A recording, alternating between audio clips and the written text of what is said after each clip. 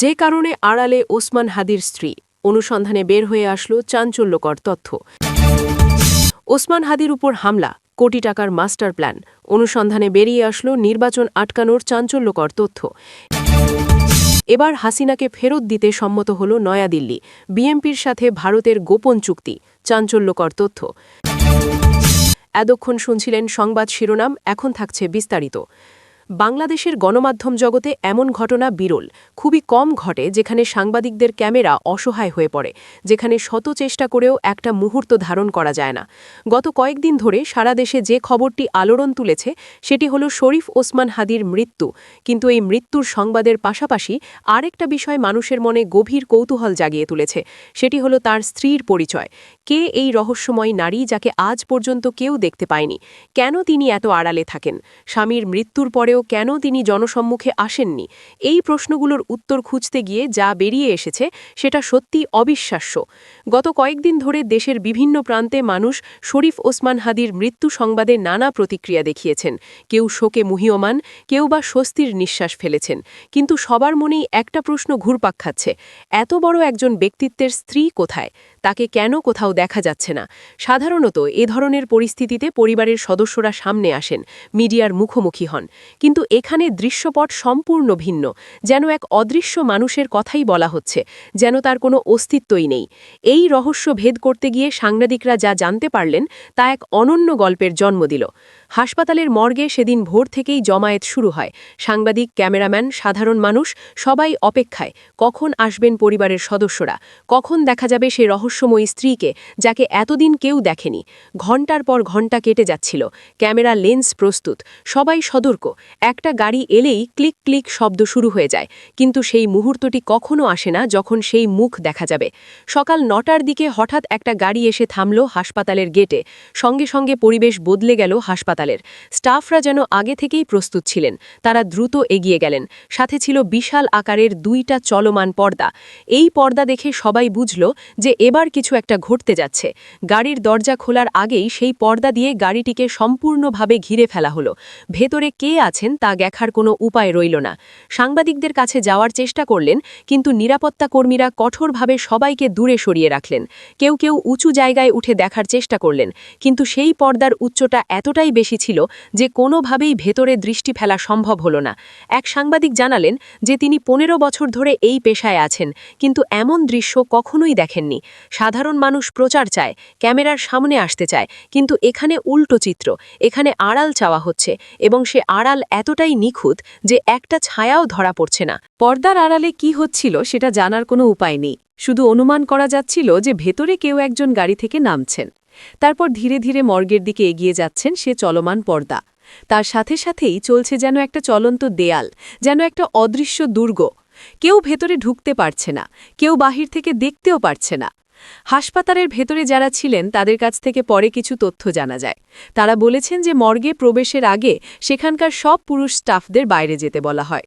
শুধু মহিলা স্টাফরা ভেতরে ছিলেন, এবং তারাও নির্দেশনা পেয়েছিলেন যে কোনো ছবি তোলা যাবে না, মোবাইল ফোন বাইরে রাখতে হবে। এই নির্দেশনা এতটাই কঠোরভাবে মানা হয়েছিল যে ভেতরে কি ঘটছে তার কোনো রেকর্ডও ছিল না। একজন মহিলা স্টাফ পরে অফ দ্য রেকর্ডে জানিয়েছিলেন যে ভেতরে একজন নারী এসেছিলেন। তিনি পূর্ণ পর্দায় ছিলেন, মাথা থেকে পা পর্যন্ত কালো কাপড়ে ঢাকা, শুধু চোখও দেখা যাচ্ছিল না। হাতে মোজা ছিল, পায়ে মোজা ছিল, কোনো অংশ উন্মুক্ত ছিল না।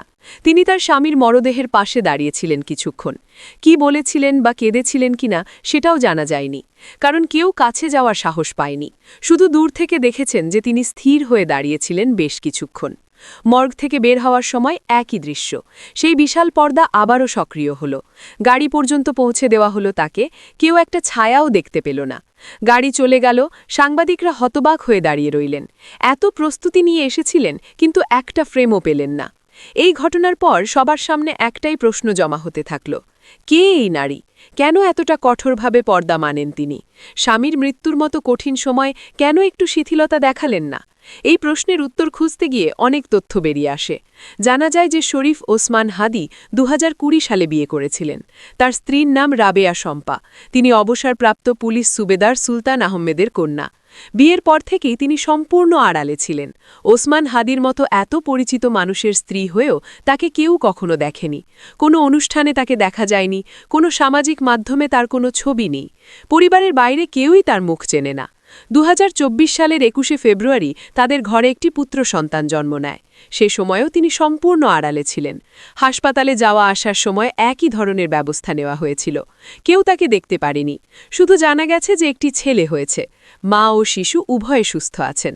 যারাই পরিবারের কাছের মানুষ তারা জানিয়েছেন যে রাবেয়া শম্পা অত্যন্ত ধার্মিক একজন নারী। ইসলামের পর্দার বিধান তিনি অক্ষরে অক্ষরে মেনে চলেন। তার মতে পর্দা শুধু কাপড়ের বিষয় নয়, এটা একটা জীবন দর্শন, একটা বিশ্বাসের প্রতিফলন। এই বিশ্বাস থেকে তিনি কোনো অবস্থাতেই সরে আসতে একদমই রাজি না। স্বামীর জীবদ্দশায় যখন তিনি বিভিন্ন অনুষ্ঠানে যোগ দিতেন তখনও স্ত্রীকে সাথে নিতেন না। অনেকে এটা নিয়ে কৌতূহলী হতেন, জিজ্ঞেস করতেন কেন আসছেন না। উত্তর পেতেন যে তিনি পর্দানশীল, তিনি বাইরে বের হন না। এর উত্তরে কেউ সন্তুষ্ট হতেন, কেউ বিস্মিত হতেন, কিন্তু কেউই তাকে কখনোই দেখার সুযোগ পাননি। ওসমান হাদির মৃত্যুতে যখন দেশজুড়ে তোলপাড় শুরু হলো তখন অনেকেই ভাবলেন এবার তো স্ত্রীকে সামনে আসতে হবে, মিডিয়ার সামনে কথা বলবেন, কিন্তু তিনি আসেননি। আবারও স্বজন হারানোর বেদনায় শেখ হাসিনা, তবে এবার নিজের নয়। ভালুকায় ঘটে যাওয়া নৃশংস হত্যাকাণ্ডে নিহত দীপু দাসের বাবার সঙ্গে কথা বলেছেন শেখ হাসিনা। বিশ্লেষকদের মতে সংবেদনশীল ও আবেগঘন পরিস্থিতিতে থাকা পরিবারটির অসহায়ত্বের সুযোগ নিয়ে নিজের রাজনৈতিক এজেন্ডা বাস্তবায়নে মজেছেন শেখ হাসিনা। একটি ফেসবুক লাইভে তিনি কথা বলেন যা শুনলে যে কোনো বিবেকবান মানুষের মনে ঘৃণা উদ্রেক হতে বাধ্য। সামাজিক যোগাযোগ মাধ্যমে ছড়িয়ে পড়া ভিডিও ক্লিপটি পর্যালোচনায় দেখা গেছে কথোপকথনের সময় শোকাহত দীপু দাসের বাবাকে পাশ থেকে কেউ একজন নিচু স্বরে কথা শিখিয়ে দিচ্ছিলেন। দৃশ্যত কি বলতে হবে, কার নাম উল্লেখ করতে হবে সে বিষয়ে তাকে নির্দেশনা দেওয়া হচ্ছিল। বিশ্লেষকদের মতে একজন সদ্য সন্তানহারা বাবাকে এভাবে রাজনৈতিক বয়ান তৈরির হাতিয়ার হিসেবে ব্যবহার করার বিষয়টি নৈতিক প্রশ্নের বড় প্রশ্ন জন্ম দিয়েছে। ফোন আলাপের এক পর্যায়ে শেখ হাসিনা প্রসঙ্গ ঘুরিয়ে ইনকিলাব মঞ্চের মুখপাত্র শরীফ ওসমান হাদির উপর হামলার বিষয়ে মন্তব্য করেন। ইনকিলাব মঞ্চে এবং প্রত্যক্ষদর্শীদের অভিযোগ ও তথ্য প্রমাণ অনুযায়ী নিষিদ্ধ ঘোষিত ছাত্রলীগের সন্ত্রাসীরাই হাদিকে গুলি করেছেন। অথচ শেখ হাসিনা দাবি করছে ওসমান হাদিকে তার নিজের লোক হত্যা করেছে। সুদূর ভারতে অবস্থান করে এমন দাবিকে রাজনৈতিক পর্যবেক্ষকরা উদ্দেশ্যপ্রণোদিত ও প্রকৃত অপরাধীদের আড়াল করা চেষ্টা হিসেবে অভিহিত করেছেন। ফোন আলাপের বাকি অংশে শেখ হাসিনাকে স্বভাবসুলভ ভঙ্গিতে বর্তমান অন্তর্বর্তীকালীন সরকারের মুণ্ডুপাত করতে শোনা যায়। দীপু দাসের বাবার হাহাকারকে পুঁজি করে তিনি দেশের সংখ্যালঘুদের নিরাপত্তা নিয়ে শঙ্কা প্রকাশ করেন এবং দাবি করেন যে তার শাসনামলে এমন অরাজকতা ছিল না। অথচ দীপু দাসের হত্যাকাণ্ডের পেছনে যে কারখানার অভ্যন্তরীণ বিরোধ এবং ফ্লোর ম্যানেজারের ইন্ধন ছিল সেটি বেমালুম চেপে গিয়ে তিনি পুরো ঘটনাকে রাজনৈতিক ও সাম্প্রদায়িক রং দেওয়ার চেষ্টা করেন।